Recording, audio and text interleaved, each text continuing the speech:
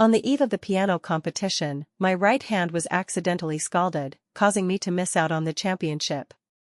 Upon hearing this, Adrian rushed back overnight from out of town. Everyone said he loved me dearly. Only I knew that Adrian had sent someone to scald my hand just to please his first love. In the hospital, the man casually glanced at my gruesome wound and said lightly, "Does it hurt that much? Stop pretending." I clearly only instructed them to splash half a cup of water. Listening to the man's indifferent tone, I did not make a fuss.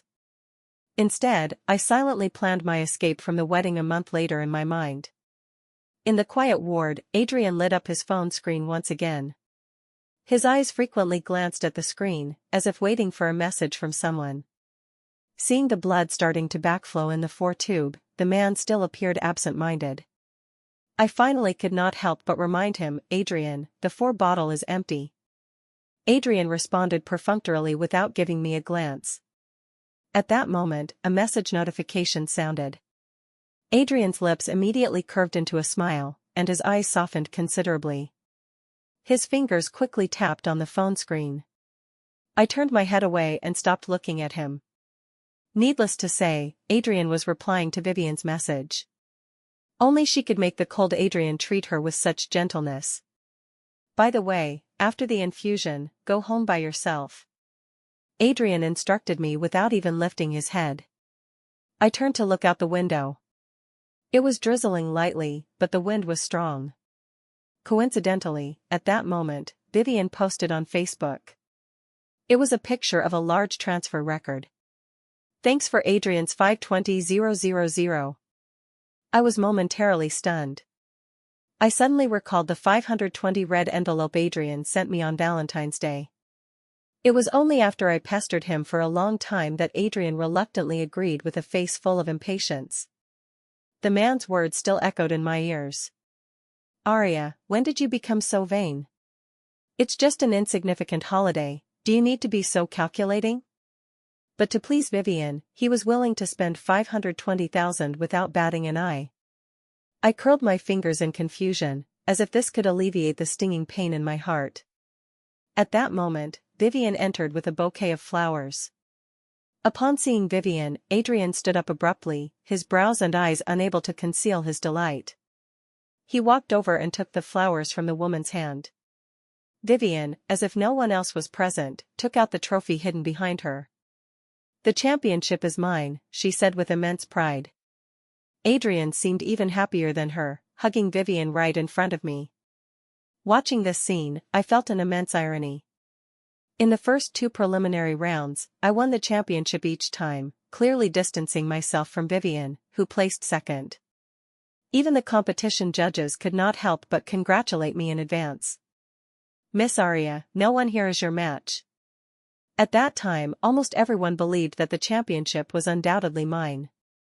But Vivian found Adrian. She cried pitifully, clutching the man's sleeve. Vivian did not even say anything. Adrian could not bear it. He felt extremely distressed and immediately sent someone to scald my right hand. Heaven knows how heartbroken I was when calling the staff. "Miss Aria, are you voluntarily withdrawing from the competition?" the staff asked incredulously. I let the tears flow into my mouth, suppressing waves of heartache. "Yes, I am voluntarily withdrawing." Looking at the trophy that should have been mine, I slowly averted my gaze. I could lose to anyone, but not to Vivian. Adrian did not know that Vivian was the culprit behind my father's death. 10 years ago, to save Vivian who had fallen into the water, my father ignored the warnings and jumped into the lake without hesitation, rescuing her. But the first thing Vivian did upon reaching shore was not to thank my father. Instead, she insisted he took advantage of being underwater to touch my pants. "He's a lunatic." As a teacher, my father could not bear the humiliation. Amid the crowd's condemnation, he chose to commit suicide. After the 2 finished their affectionate moment, Vivian finally noticed me. She proactively handed me her trophy, smiling to comfort me. "Sister Aria, don't be too sad. The championship isn't something anyone can get just because they want it. You've touched the trophy, so that counts as being a champion." Looking at the woman's understanding face, I could not suppress the anger in my heart. I could not help but sneer. You can be so at ease with stolen goods. As the words fell, Adrian frowned and immediately shielded Vivian behind him, his face darkening menacingly. Seeing this, Vivian's eyes filled with more tears, on the verge of falling, looking utterly pitiful. Arya, did the infusion damage your brain? Vivian came to comfort you. Not to be your punching bag. Vivian sobbed softly, reaching out to tug at the man's sleeve. Don't say that. If it weren't for Sister Arya's hand injury. Adrian did not buy it. He glanced at me with annoyance in his eyes. You don't need to speak for her. No skill means no skill. Just because she won a few awards, she really thinks she's better than Vivian. The man's particularly harsh words left me slightly stunned. When Adrian and I first confirmed our relationship, he was not yet the wealthy Adrian. He noticed my love for the piano and used all his savings to buy me one. I will always remember that day. Adrian stood in the cramped rental room, with an out-of-place piano behind him. He hid his hands, frostbitten from endless part-time jobs, behind his back. He said to me, "Congratulations, Miss Arya, on acquiring the first piano in your life." I cried fiercely, unable to utter a complete sentence for a while. I clearly have no talent in this area. Yet Adrian gently hugged me and said in my ear, "No, Arya. In my heart, you are the greatest pianist." Thanks to Adrian's repeated encouragement, I did not give up on my dream. But people always change. Just like the 31-year-old Adrian. He would not be like the 22-year-old Adrian, who favored me unconditionally in everything. When Adrian left the ward, the door slammed loudly. He even threw a harsh warning at me, "Arya, this is my last warning. If you make Vivian unhappy again, I won't go through with next month's wedding." Adrian was accustomed to using marriage as a threat against me. From beginning to end, he believed I could not leave him. That might have been true before. But now, I opened my phone and bought a ticket abroad for a month later. And that day was precisely the date of my wedding with Adrian. After the infusion, the clock pointed to 4 a.m. Without my phone, I had to walk home alone. As dawn broke, I opened the door. Adrian, with an apron around his waist, was cooking in the kitchen. The cold home finally had some warmth. Adrian looked up at me. Seeming to notice my drenched hair and disheveled clothes, a rare flash of guilt appeared in the man's eyes. He rubbed his forehead as if in pain and walked up to me. "It was wrong of me to leave you this time. I ordered takeout, eat some." As if to break the ice, Adrian's tone softened considerably. I glanced at the simple takeout on the table, feeling no appetite. There was even a fried egg in the lunchbox. After so many years, Adrian could not even remember my allergy to eggs. Unintentionally, I saw several lunch boxes on the kitchen counter, vegetables, meat dishes, even freshly cut fruit. There was even a pot of pork rib soup stewing on the stove.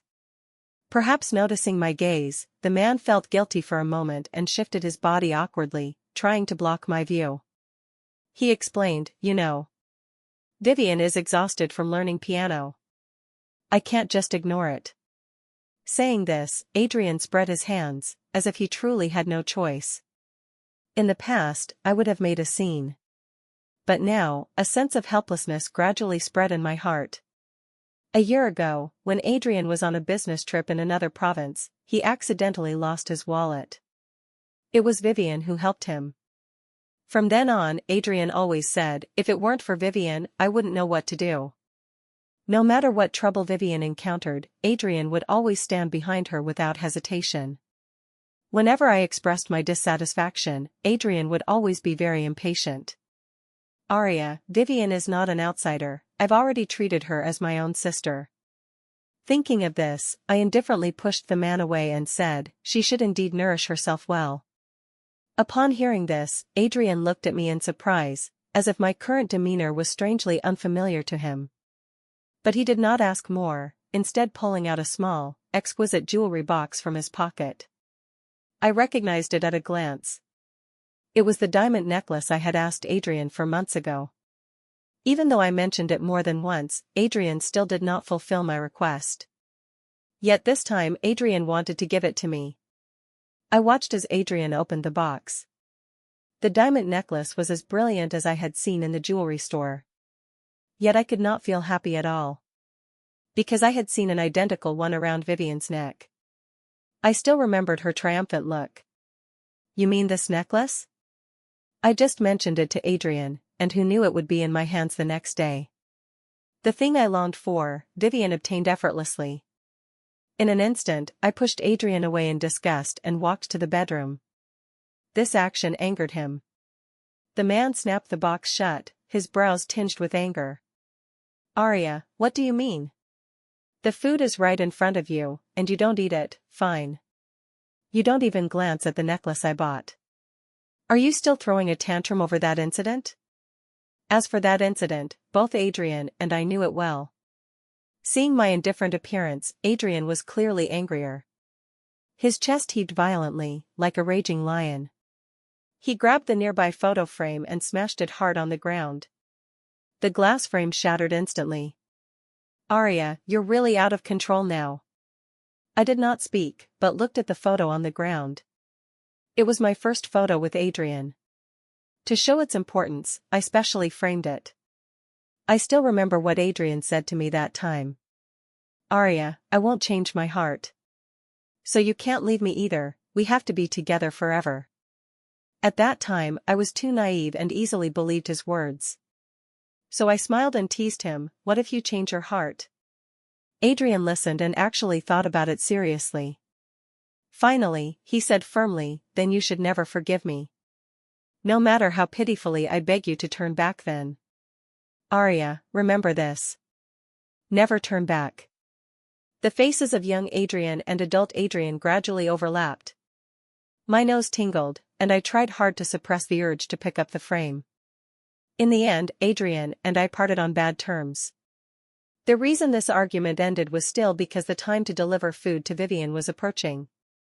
After Adrian slammed the door and left in a hurry, the room became quiet again. I looked at the old piano without hesitating any longer. I picked up a hammer and smashed it hard. After the piano was unrecognizable, I called the recycling service. The recycling station staff was shocked by the smashed piano. He asked me, "Do you really want to sell it?" I nodded calmly, "It's just a pile of insignificant garbage." Half a month passed in a row. The wedding day was getting closer. But Adrian seemed to have forgotten me, unwilling to step through the door. The person who always complained about being too busy with work in front of me was willing to accompany Vivian on a world tour. I learned all this from Vivian's Facebook. During this time, her Facebook updates were frequent, mostly photos with Adrian. Seeing the man's smiling face, I could not help but laugh inwardly. You know, I had not seen Adrian's smiling face for a long time. In front of me, he always kept a stern face, showing no warmth. Many friends learned about this and asked me one after another, "What is Adrian's relationship with that woman?" I was silent for a moment and said, "Just ordinary friends." "Are you still getting married?" I smiled. "Yes, you must come on the wedding day." Hearing my unremarkable tone, almost everyone concluded that I loved Adrian dearly and would still choose to marry him even after knowing about his affair. Finally, 3 days before the wedding, Adrian returned. He brought back various gifts, large and small, almost filling the entire room. Adrian rubbed my head and said satisfiedly, "If you could always be as obedient as now, how great that would be." I forced myself to endure the nausea and did not dodge the man's touch. It was this hand that had held Vivian's countless times. I found it dirty. He handed me a card and said in a condescending tone, "You can pick the wedding ring. Vivian is busy with a competition lately, I have to accompany her." Seeming afraid I would throw another tantrum, Adrian warned me first, "This competition is very important to Vivian. Don't be unreasonable." To the man's surprise, I just nodded lightly. Adrian did not pay much attention to my abnormality. He just thought I had become obedient and left in a great mood. Thus, Adrian comfortably accompanied Vivian for 3 days. On the wedding day, before going on stage, the makeup artist combed my hair one last time. I paid attention to the MC's voice in the hall until I heard, "Let us welcome the bride." The remaining words were interrupted by an urgent phone ring.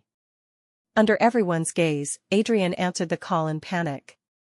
From the other end came Vivian's voice with a cry, "Adrian, the goldfish you bought me is belly up. Is it about to die?" The phone was on speaker, and almost everyone could hear. Adrian's face showed a struggle and hesitation. I watched him from behind the distant curtain. Finally, Adrian firmly raised his hand. "Sorry, the wedding is paused. It will resume in about 30 minutes. The audience erupted in uproar. Adrian pushed the door open without hesitation and left. This time, I did not hesitate either. I tore off the veil, took off the wedding dress, and under the astonished gazes of the crowd, got into a taxi and left. Before boarding the plane, exactly 30 minutes had passed. Adrian started bombarding me with calls. Finding it annoying, I simply turned off my phone early. I originally thought I would never hear about Adrian again. But just as I sat down, nearby passengers whispered, "Did the bride really run away? How could it be fake?" I heard Adrian is almost driven mad. A wedding venue worth tens of millions, ruined just like that. Upon hearing this, I took out earplugs and put them on, falling into a drowsy sleep. After getting off the plane, there were hundreds of missed calls and messages on my phone. Coincidentally, another call came in at that moment. Dragging my suitcase, I hesitated for a while but still answered Adrian's last call. Adrian seemed very angry, his words aggressive. "Aria, where did you go? Are you crazy? Marriage is a serious matter, not a place for you to fool around." After listening, I sneered. I said, "Since you know marriage is a big deal, you still resolutely went to accompany Vivian." Adrian, who was the one fooling around? After saying this, Adrian on the other end was speechless for a moment. He seemed not to expect that I, who always obeyed him, could retort. Suddenly, a coquettish female voice came from the other end into my ear. "Adrian, why aren't you here yet? The sweet and sour pork ribs are about to burn." Adrian reacted and soothed, right away. Then he lowered his voice and instructed me with a headache, "I don't care where you went. As long as you come back in a week, the wedding will proceed as usual." He was as confident as ever. Taking advantage of neither of us speaking again, Adrian added, "Don't misunderstand. Vivian won another championship, I'm just celebrating with her." Listening to the subtle pride in the man's tone, I tugged at my lip corner without saying another word and hung up. Over these years, what Adrian left me seemed to be only the faint scar on my right hand. But I no longer cared. To quickly adapt to life here. I worked part-time while studying piano. During that time, even the calluses on my fingertips seemed to thicken. After 7 consecutive days of overload, I finally fainted in the cafe. When I woke up again, a tall figure stood by the bed. I propped myself up, trying to identify him. The person suddenly turned around. A particularly familiar face. The man smiled, his charm undiminished from before. "Aria, long time no see." In an instant, the joy of reunion burst forth. "Ethan?" Ethan nodded, his smile deepening. In a foreign land, I unexpectedly met a close friend from my youth. Unlike Adrian, who started from scratch, Ethan was born with a silver spoon. Yet his appearance and abilities were exceptionally outstanding. When we first entered high school, Ethan inexplicably asked me, "If I want to study abroad, would you agree?" At that time, my heart and eyes were full of Adrian. Naturally, I answered, "Of course I agree." It was that day that Ethan boarded the plane to go abroad. In these years, he had been out of touch. I could only hear from others. I heard Ethan has become a famous lawyer now. Wow, that's amazing. From beginning to end, Ethan was an admirable figure. My thoughts were in chaos when Ethan reached out and unhesitatingly touched my forehead. My heartbeat slowed half a beat. I could not bother to dodge. "How do you take care of yourself?" "Fever at 39 degrees and still pushing to work." I smiled embarrassedly, thinking Ethan was still as mature as before. At that moment, the phone rang. I looked at the phone, it was an unknown number. So I answered without caution. Who knew it would be a barrage of scolding? Arya, do you want to die? Do you know how long I've been waiting for you at the airport? Listening to the man's frantic voice, I inexplicably felt relieved. You know, Adrian used to treat me the same way. He often verbally agreed perfunctorily, then let's go watch a movie tomorrow. But he always left me just before the show started, casually saying, Vivian needs me for something, wait for me, I'll be back soon. Leaving me waiting foolishly until dark. All this was just because of Vivian's coquettish remark. Whenever I asked for an explanation, Adrian would raise his eyebrow, once again showing that indifferent attitude, casually saying, Arya, you need to learn to be more sensible.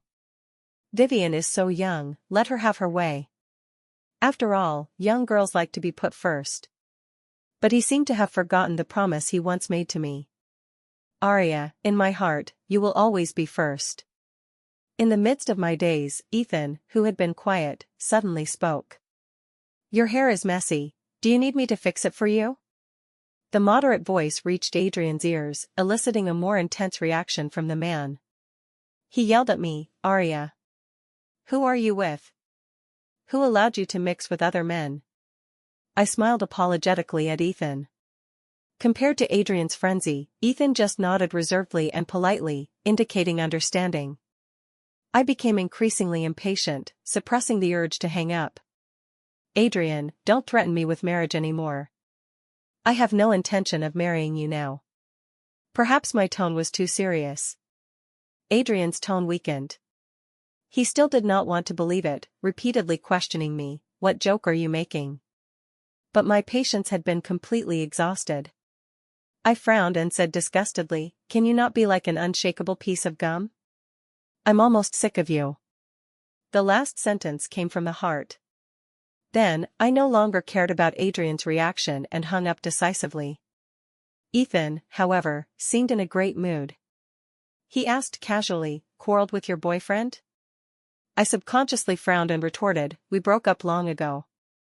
Ethan said no more. After 2 days of rest, I wholeheartedly immersed myself in piano studies again. A broader world made me feel my own inadequacies more. Ethan's companionship gradually filled my loneliness. He was a very gentle and romantic person, often handing me a bouquet of flowers, sometimes gypsophila, sometimes jasmine. I gradually forgot Adrian's existence. Until 3 days later, when I just returned, I saw Adrian waiting at the door. After only half a month, Adrian had become thinner. His chin had blue stubble, and his usually neat shirt looked disheveled. The moment his gaze met mine, Adrian stood up abruptly. He could not help but complain, Arya, you made me wait so long. The man's words were indeed true. After all, the old me never wanted to make Adrian wait more than 5 minutes. I always thought he was busy, so I cherished his time immensely. Until one time, I saw a Facebook post from Vivian. Although the photo only showed the man's back, I recognized it at a glance. Vivian smugly captioned, hee hee, today I made Adrian wait 2 hours more. But he still didn't get angry, he loves me so much. My vision blurred slightly, tears dripping onto the phone screen. You know, Adrian once flew into a rage because he waited 3 minutes more for me. People like you with no sense of time, no one will indulge you. With myriad thoughts, I came back to reality and showed no good face to Adrian. Carrying a bunch of daily necessities, I walked straight past the man, reached the door, and took out the key. Adrian saw and extended his hand. It's so heavy, let me help you. He said, as if we were still in love as before. But I dodged the man's hand, looked up seriously, and said to him, Adrian, I don't need you anymore. So please leave my home. Adrian was stunned, taking a long time to recover. After a while, he lowered his hand with an ugly expression. What nonsense are you saying? I came all the way to the UK for you. If you still mind my relationship with Vivian, I can promise you. I'll keep my distance from her in the future. If it were the 18-year-old Arya, she would believe him without thinking. But now standing before Adrian was the 29-year-old Aria. I no longer needed Adrian's flimsy promise. Just as Adrian and I were at a stalemate, Ethan suddenly appeared. Seeing me wearing only a thin jacket, he took off his coat and draped it over my shoulders. "You're disobedient again. Always wearing so little." Ethan looked at me, his tone complaining, but his eyes full of smiles. I instantly understood his intention. I naturally hooked my arm around Ethan's and intimately leaned on his shoulder. "Why are you back so late? I've been waiting for you for so long." Almost instantly, Adrian's anger was fully ignited. He gripped my wrist, his lip curve cold and hard. "Aria, we haven't broken up yet," Adrian reminded me. I frowned and shook off his hand forcefully. "From the moment you left for Vivian, we had no relationship anymore." Ethan shielded me in front, blocking me completely. I looked at his broad back, feeling vaguely dazed. When Ethan had not gone abroad, he often stood in front of me like this. At that time I was thin and small, often bullied by children. It was Ethan who protected me time and again. My heart beat faster and faster, as if long-buried emotions suddenly burst forth. Everything poured out. Ethan's voice came from above. "I think Adrian shouldn't be interested in someone else's girlfriend." Upon hearing this, Adrian's face changed repeatedly. The vein on his forehead throbbed slightly. I knew this was a sign of Adrian's extreme anger. He lowered his voice, bypassing Ethan, looking straight at me. His tone contained a warning. "Aria, come here." Saying this, Adrian extended his hand toward me. This was the first time I so detested Adrian's confident demeanor. I stepped back and slowly shook my head. "You should have given up on this idea long ago." Ethan noticed my rejection and simply stopped wasting words with Adrian. Instead, he held my hand tightly, opened the door, and walked in. Seeing Adrian about to follow, I closed the door first. With a bang, Adrian was shut out. I did not miss the flash of shock in the man's eyes. He unwillingly pounded the door, shouting my name loudly. But I pretended not to hear. It seemed from that day, the relationship between Ethan and me underwent a subtle change. But neither of us chose to break through this paper window. Because Ethan picked me up every day, even the friends at the piano studio knew him. They often teased me, "You should accept him." Whenever I heard such words, I would smile without speaking. Because at the moment, I had more important things to do. The injustice to my father had almost become an ineradicable thorn in my heart. Fortunately, things finally turned around. I finally contacted the participant who jumped into the lake with my father to save someone that year. I thought it was time to go back. When I told Ethan my plan, he looked at me seriously for a second and immediately decided to return to the country with me. I was somewhat astonished by the man's decisiveness. You know, Ethan was thriving in the UK legal circle. He had no reason to choose to return. Ethan saw my hesitation to speak. "Don't you understand yet?" Saying this, Ethan slowly held my hand. His gentle gaze became even more firm. "I should be by your side accompanying you. Aria, please allow me to witness your success. Not to help me succeed, but to witness my success." Only I could understand how well Ethan knew me from this sentence. After returning to the country, I collected evidence day and night. Evidence from 4 or 5 years ago was not easy to gather. But I gritted my teeth and persisted. Because as soon as I closed my eyes, my father's pale face after death would appear before me. The night before the court hearing, Vivian, whom I had not seen for a long time, came to me. She was still as fragile as before, but her attire was far less glamorous than before. Her eyes seemed filled with endless fatigue and hatred. Upon seeing me, Vivian knelt down with a thud, grabbing my pant leg and begging. Looking at the tears on the woman's face, I indifferently moved my foot away. Adrian came over at that moment. Seeing the man's helpless expression, I guessed he already knew about the matter between Vivian and me. This time, he did not give Vivian an extra glance. Adrian forced a smile uglier than crying. He opened his mouth, wanting to say something to me. but Vivian spoke first. "Sister Arya, please spare me for the sake of the child I'm carrying from brother Adrian." She said it particularly touchingly.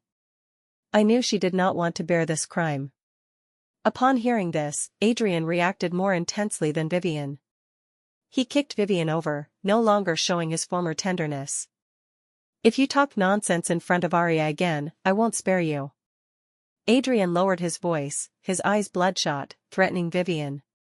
Looking at Vivian clutching her stomach, lying on the ground in painful wails, I did not want to investigate whether she really had a child with Adrian. Coincidentally, Ethan's car drove over. He rolled down the window and said, "Get in quickly. You clearly said we were going to watch a movie today." I smiled and quickly got into the car. Adrian blocked the closing window, waving the movie tickets in his hand. He said uneasily to me, "Do you remember the movie you wanted to see before? I booked the whole theater today, just you and me." My gaze fell on those 2 tickets. The roles between Adrian and me had reversed. In the past, I would always buy 2 tickets and rush excitedly to Adrian. "Let's go watch a movie every weekend." At such times, Adrian would always sit in his office chair, glancing over me cursorily, scolding dissatisfiedly, "You should be more sensible. I have such a big company to manage, where do I have time to fool around with you?" So I held Ethan's hand, smiling brightly. "No need, I already have someone to accompany me." Adrian could not even maintain surface calm. But he still refused to give up. "Are you free tomorrow then? Coco misses you lately and won't even eat its favorite freeze-dried food." I paused. Coco was the little dog Adrian and I raised together. But no matter how I tried to please it, it always ignored me. Yet it always liked to circle around Vivian. I thought and shook my head. "Coco is yours." I hate raising ungrateful dogs the most. The implied meaning was understood by Adrian. His legs weakened, nearly falling to the ground, his face growing paler. I patted Ethan, urging, "Drive quickly." After driving far, I could still see Adrian's figure in the rearview mirror. He stood there like a statue. In the courtroom, when the judge finally announced the verdict, I felt as if a heavy burden was lifted, experiencing unprecedented relief. Vivian was sentenced to prison. This time, no matter how pitifully she cried, no one was moved by her anymore. Just as I exited the courtroom, I bumped into Adrian. He held a large bouquet of roses. The fiery red roses almost engulfed the man, attracting onlookers. He took out a diamond ring, knelt on one knee. "Arya, will you marry me?" Looking at the man's violently trembling hands, I inexplicably wanted to laugh. Once upon a time, this was exactly like the proposal scene I fantasized about. Alas, the timing was wrong. No matter how Adrian tried to make up, it was all in vain. Voices of envy came from the crowd. "She's so lucky." This kind of proposal, few women would refuse. Adrian obviously heard these words. He became visibly more panicked, his eyes full of imperceptible pleas. I thought, the best way to revenge someone is to let him experience the pain he once inflicted. So, under the astonished gazes of the crowd, I knocked over the roses. The roses smashed hard on the ground, the originally beautiful petals falling off. I showed Adrian the sparkling ring on my hand. "You have no chance, I'm already engaged." Adrian seemed to lose all strength, his knees weakening as he knelt before me. "Arya, as long as you don't leave me, I'll do anything you want. How can I let go of over a decade of feelings?" Adrian's eyes were red, a vulnerability I had never seen. I shook my head firmly and slowly, retorting, "No, you can. From the first time you favored Vivian, you could let go." Ethan came over, holding my coat. I linked my arm with his, no longer heeding the pleas from behind, and left the bustling crowd without looking back. The day Arya left, it was the first time Adrian saw her back so resolute. He suddenly woke up. His mind instantly filled with many scenes, all about Arya. But all were her disappointed and hurt expressions. Arya's departure was not impulsive but a deliberate decision after accumulating enough disappointment. During that time, Adrian hid decadently at home. No matter who persuaded him, he refused to leave. Every night, he would wake up inexplicably. In the dream, Aria's face was full of tear stains. She stood alone, her figure thin and small. She asked Adrian why he left her time and again. Adrian panicked. He wanted to hug Aria, comfort her properly, and tell her, "It's not like that. I love no one but you." But every time he took a step, Aria would step back. She stubbornly repeated Vivian's name. The prominent scar on the back of her hand became the strongest evidence. Adrian looked at that scar, his heart aching more than anyone's. It was like enduring a slow and cruel lingering death. After leaving Adrian, Aria seemed to be doing well. Relying on her outstanding abilities, Aria's fame in the piano world grew. When mentioning Aria, people would always click their tongues in admiration. At such times, Adrian's heart would always surge with a strange sense of pride. But what followed was unprecedented regret. He longed day after day to see Aria again. Until one day, while crossing the road, Adrian met a little girl. She chattered non-stop, her eyes resembling Aria's. As if by telepathy, Adrian looked beside the little girl. The figure he longed for day and night intruded into his view without warning. The man's eyes reddened instantly, not daring to move a step. Aria glanced at him, her expression calm. It was like looking at a stranger. They did not stay long before getting into the private car. The little girl's cheerful voice still echoed in his ears. "Daddy is sneaking a kiss on Mommy again," Adrian fantasized. If there had been no Vivian, would everything he saw today have happened to him instead?